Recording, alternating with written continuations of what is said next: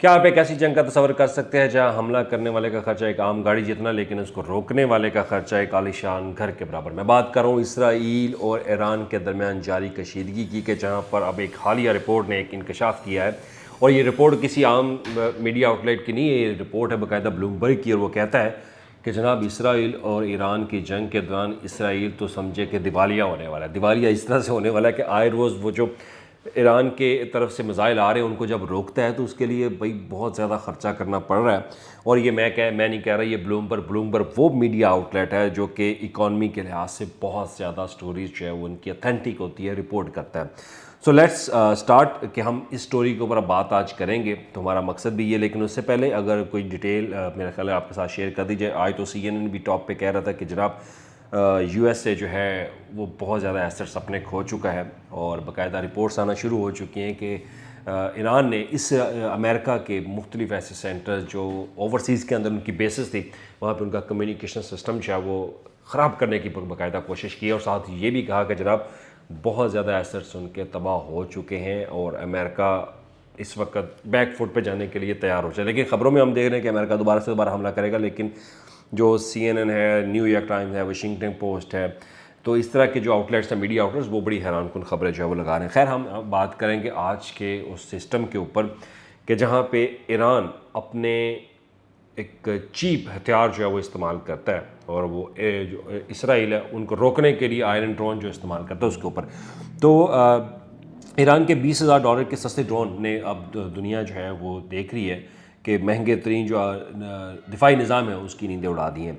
तो इकोनॉमिक जो रेजिलियंस है वो बढ़ती जा रही है। उसमें जो ब्लूमबर्ग है उसकी रिपोर्ट के मुताबिक इसराइल का जो दिफाई आयरन डोम निज़ाम है और एरो 3 दुनिया के बेहतरीन सिस्टम था, लेकिन उनकी कीमत जो है वो होशरबा है।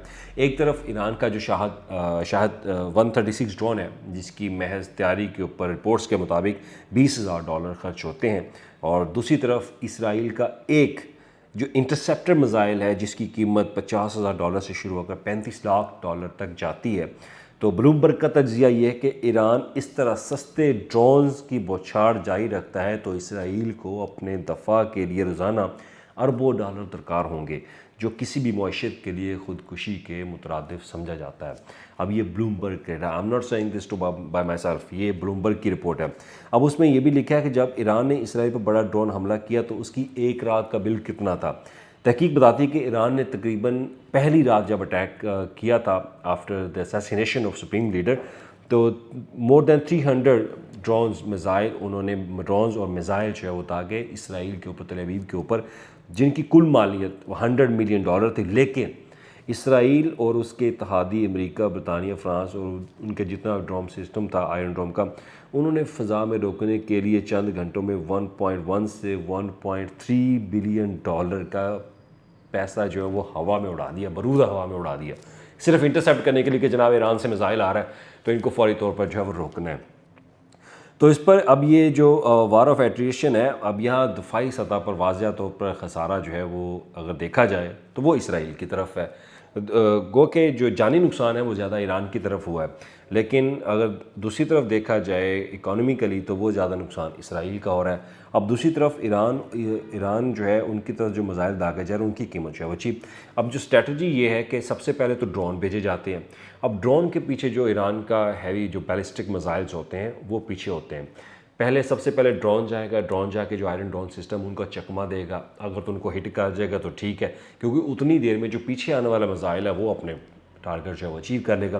तो स्ट्रेटजी भी अब यही चल रही है कि पहले चीप जो हथियार है वो इस्तेमाल करें, उसमें आपका ड्रोन है वो आप भेजें, उसके बाद जो बड़े महंगे मिसाइल हैं आपके उनको आप पीछे छोड़ दें, वो अपने टारगेट पर जाके जो है वो अचीव कर लेंगे। तो उसके साथ ही अब इसमें अब एक मुख्तसर चीज़ ये है कि एक SM-3 ब्लूमबर्ग ने लिखा है कि ये जो पैट्रियोट है ये मिसाइलों पर मुनहसर है और ये खसारा सिर्फ पैसों का नहीं बल्कि स्टॉक का भी है, और इसराइल का दफ़ा मुकम्मल तौर पर अमेरिका के ऊपर है। अब दिफाई जो माहिरीन हैं वो इसके ऊपर अपना एनालिसिस देते हैं कि अमेरिका के पास इन मिसाइलों को बनाने की रफ्तार उतनी तेज़ नहीं है जितनी तेज़ी से ये मशरिक़ वस्ता में इस्तेमाल हो रहे हैं। तो अगर ये जंग तवील होती है तो अमेरिका के पास अपने दफा के लिए मिसाइल कम पड़ सकते हैं। यही वो नुकता है जहाँ ईरान एटमी स्ट्रेटजी में आगे नज़र आता है, यानी कि ईरान एटमी स्ट्रेटजी में आगे नज़र आता है। वो जानता है कि वो इसराइल को फौरी तौर पर तो नुकसान नहीं पहुंचा सकता और लेकिन वो तकनीकी तौर पर, माली तौर पर इनको थका सकता है, और वो थका रहा है, और ये भी ब्लूमबर्ग की रिपोर्ट में लिखा है। अब यहाँ तक कि उन्होंने ये भी कहा है कि लेकिन क्या ईरान फ़ायदे में है इस प्रोग्राम के ऊपर। उन्होंने इस वार के दौरान, इस कशीदगी के दौरान, तो वो लिखते हैं कि नहीं, बिल्कुल भी नहीं, ईरान का खसारा भी बरकरार है, क्योंकि ईरान में भी अगर देखा जाए तो उनकी करेंसी बहुत कम है। करेंसी कम होने के साथ साथ वहाँ पे इंफ्रास्ट्रक्चर को नुकसान हो रहा है, जानी नुकसान बहुत ज़्यादा हुआ है, तो उनके लिए ओवरकम करना बहुत मुश्किल हो जाएगा। लेकिन दूसरी तरफ वो लिखते हैं कि अगर ईरान के ऊपर जो पाबंदियाँ इसी तरह बरकरार रहेंगी तो मुस्तकबिल में उनके लिए मज़ीद ये मुश्किलात पैदा करेंगे, क्योंकि अब जब जंग की सूरत हाल है, कशीदगी बरकरार है, हुकूमती निज़ाम वहाँ पे मौजूद नहीं है, तो ये सिस्टम अभी मज़ीद गंभीर होगा। और दूसरी तरफ नतीजा, अब कंक्लूजन के ऊपर बात कर लेते हैं कि कंक्लूजन इसका क्या है। तो कंक्लूजन के ऊपर दिफाई तज्ज़िया नगार यही कहते हैं कि ये खसारे की मसलत है जहाँ कोई भी मुकम्मल फ़ातह नहीं है, कि ईरान, इसराइल और अमेरिका की जंग में कोई फ़ायदा नहीं होगा। हाँ, इसमें जानी नुकसान हुआ, असैसिनेशन हुई है लोगों की, लेकिन जो खसारा है वो दोनों मुल्कों के ऊपर है।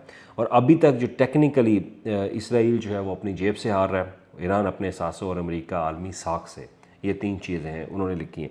अब ब्लूमबर्ग की रिपोर्ट के मुताबिक अगर ये जंग बंद ना हुई तो आलमी मंडी में तेल की कीमतें $150 फ़ी बैरल तक पहुँच जाएंगी, जिसका मतलब है कि इस जंग का खसारा तेहरान और तल अवीव ही नहीं, बल्कि मैं, आप और हम सब ये बर्दाश्त करेंगे, और इसका खुमाजा हम अपनी जेब से अदा करेंगे, क्योंकि आने वाले दिनों में कीमतें बढ़ती जाएंगी, और जैसे जैसे कीमतें बढ़ती जाएंगी तो ये नुकसान होता जाएगा। तो ये आज की स्टोरी का क्रक्स था कि अब तक खसारे में कौन है। तो खसारे में ज़्यादा देखा जाए तो टेक्निकली वो इसराइल है, क्योंकि ईरान ने जितने भी अपने मिसाइल दागे, इसराइल का आयरन डोम सिस्टम जो है वो ज़्यादा मजबूत भी है, महंगा भी है, उस पर बहुत ज़्यादा बजट जो है वो खर्च किया जाता है, लेकिन फिर भी वो उस तरह से दफा जो है वो नहीं कर पाते।